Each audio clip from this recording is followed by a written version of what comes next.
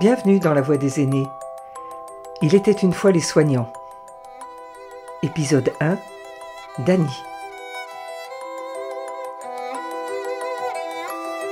Dans les jeux, c'était toujours moi, l'infirmière, et l'autre, le malade.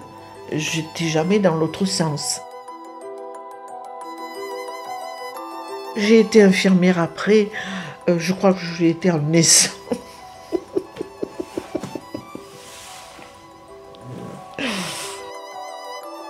J'ai une cousine, on l'a remarqué beaucoup dans la famille, parce qu'originale, parce que ne faisait jamais ce que les autres faisaient, enfin, etc. Je l'observais et je l'admirais, dans cette liberté d'être, de choisir et d'y arriver. Voilà, ça a été un peu mon modèle. Elle était infirmière.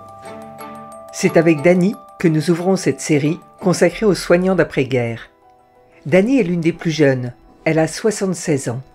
Elle commence ses études dans les années 60. C'est elle qui va nous introduire dans les épisodes suivants. Des épisodes où nous nous demanderons ce que veut dire être soignant. Pour elle, ce fut comme une évidence et elle n'a pas hésité. Je suis rentrée à l'âge de 18 ans. Ils ont accepté une dérogation de 2 mois. J'avais mes 18 ans au mois de décembre et je suis rentrée en septembre à l'école. Donc, j'ai passé un concours d'entrée à l'école, n'ayant pas mon bac. Et j'ai réussi, et voilà, j'ai fait 3 ans d'études d'infirmière dans une maison privée où il fallait faire 3 ans au lieu de 2. Pourquoi 3 ans? Parce que nous avions une année de théorie. Nous n'allions pas à l'hôpital, par exemple. Il y avait l'école d'infirmière avec l'internat, et une grande salle de travail, d'études. Et je me suis sentie tout à fait à l'écoute des cours, intéressée, pas du tout apeurée, pas du tout angoissée. Je me suis sentie à l'aise. J'étais tellement subjuguée par le contact avec le patient, avec l'autre, être dans ce contact avec l'autre et moi ayant la connaissance, donc le soin, voilà, le soin.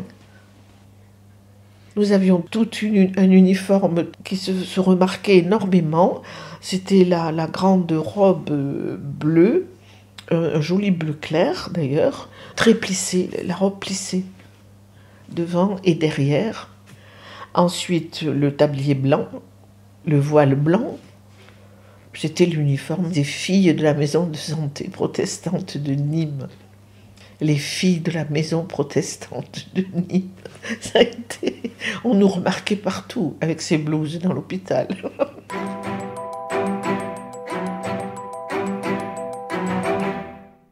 À la fin de sa première année théorique, Dany devra choisir un stage. Choisir est un bien grand mot. Un stage lui sera attribué.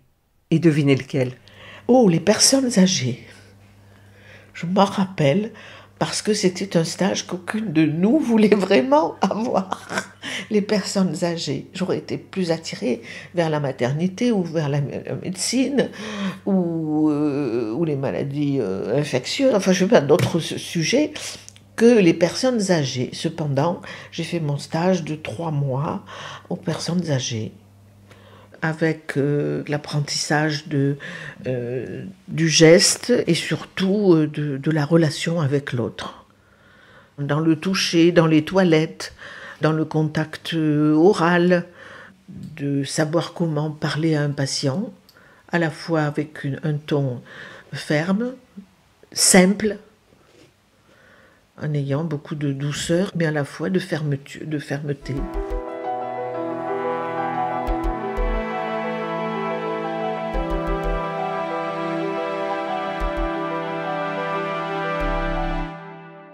Je me suis mariée à la fin de mes études. Elle obtiendra son diplôme d'État en 1965. Et nous sommes partis en Suisse avec mon mari. Il était bijoutier horloger. Moi, je travaillais à l'hôpital de la Chaux-de-Fonds et mon mari dans une usine d'horlogerie, bijouterie. J'arrivais dans un hôpital ultra moderne qui était le test modèle. Ce qui m'a plu, c'était l'opulence de l'hôpital.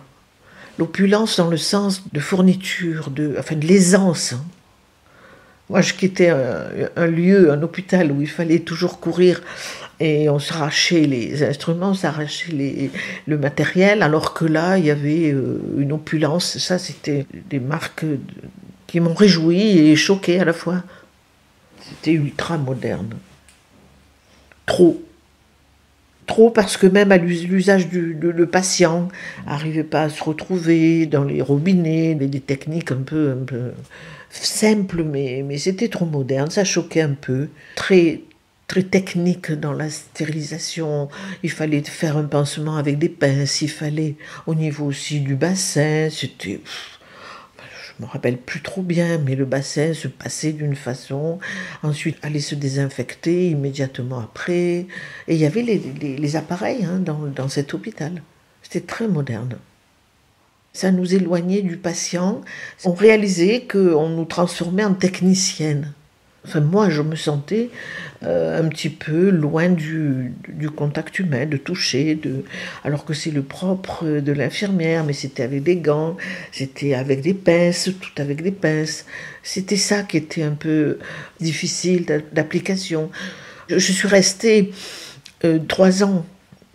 J'ai vu rapidement l'exigence des soins et la façon dont on faisait qui était modifiée, parce que nous n'étions plus dans un livre de pratique, nous étions dans la pratique elle-même.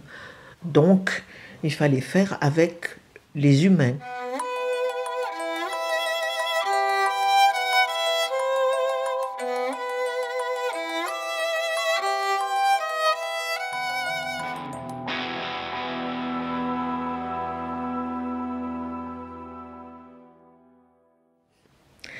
Ma maman était une charmante maman, une merveilleuse maman, mais voulait ses enfants près d'elle. Avec un discours de « c'est pour toi ma fille et je veux tout pour toi, tout pour toi, tout pour toi ». Mais c'était « moi je veux ça, je veux ça, je veux ça » pour elle. Elle était en activité avec papa, il tenait une boulangerie-pâtisserie. Donc elle avait son activité à la vente et mon père à la fabrication.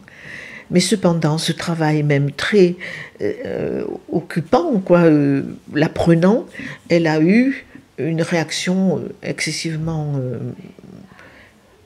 forte au départ de sa fille, ce qui m'a induit fortement à demander, à solliciter mon mari que nous devions rentrer.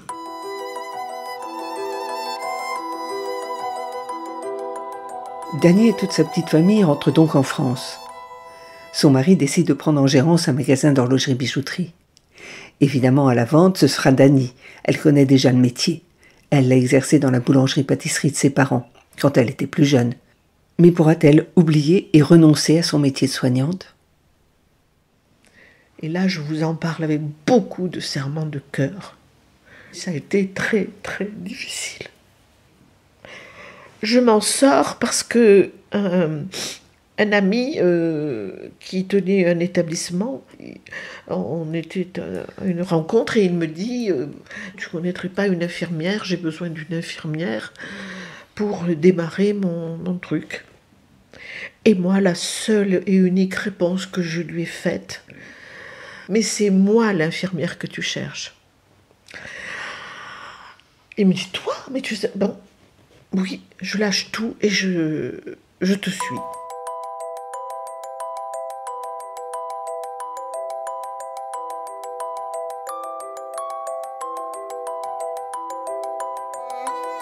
Dany vit aujourd'hui dans une maison de retraite. La Voix des aînés, une production signée Partage de voix avec le soutien de la Fondation Corian pour le bien vieillir. Réalisation Sophie Pillot, Agnès Maton. Musique David Lubitsch. Retrouvez leurs voix, leurs souvenirs, leurs confidences sur le site de la Fondation Corian pour le bien vieillir et les plateformes de téléchargement.